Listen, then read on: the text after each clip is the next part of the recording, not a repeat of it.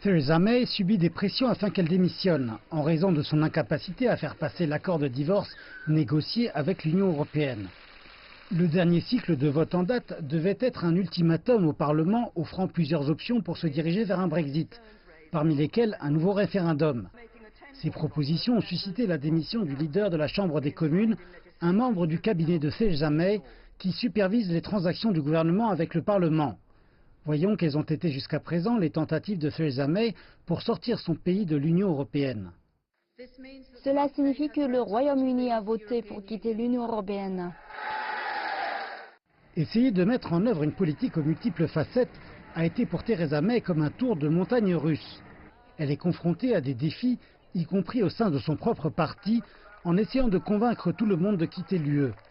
Mais l'idéalisme derrière le Brexit s'avère constituer une affaire difficile à mettre en place. C'est un moment historique sur lequel il ne pourra y avoir aucun retour possible.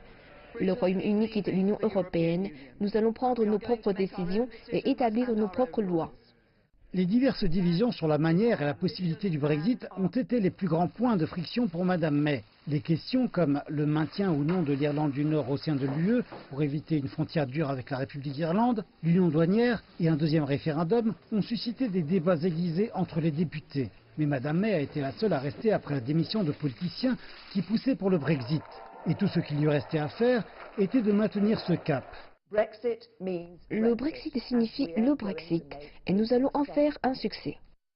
L'espoir du Brexit était de renforcer la sécurité au Royaume-Uni, pour les Britanniques de retrouver leur souveraineté économique et politique. Cependant, le blocage a amené le Parlement au point mort, laissant peu d'autres sujets entrer dans le discours public. Mme May est un bon exemple de jusqu'où les partisans du Brexit sont prêts à aller. Après la démission du précédent Premier ministre David Cameron, elle a pris les rênes d'un mandat selon lequel elle serait celle qui effectuerait le divorce du Royaume-Uni avec l'Union européenne. C'est une bataille rude et après plus de 2 ans, elle n'a rien à montrer, mais poursuit néanmoins son objectif du Brexit. Alors que nous regardons devant nous et attendons de voir quels seront les résultats finaux, je sais que, comme je l'ai déjà dit, le pays a besoin d'une période de stabilité. Dans le futur, elle pourrait apparaître comme la deuxième dame de fer du Royaume-Uni, après Margaret Thatcher. Mais pour l'instant, elle fait face à des messages contradictoires et est un peu sur une voie incertaine.